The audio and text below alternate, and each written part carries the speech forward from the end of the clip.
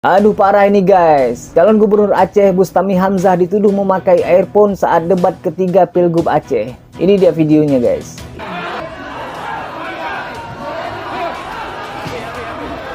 Yang diperdebatkan. Tidak ada larangan loh.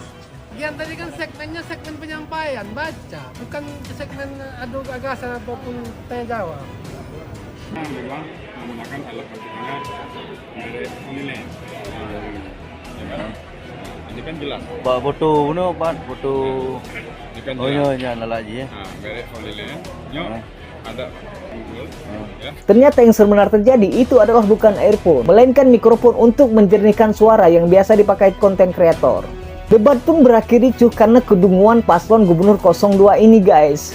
Akibat kedunguan 02 ini guys, yang tidak bisa membedakan mana earphone, mana mikrofon guys. Parah memang ini guys, parah guys. Jadi gimana guys menurut kalian?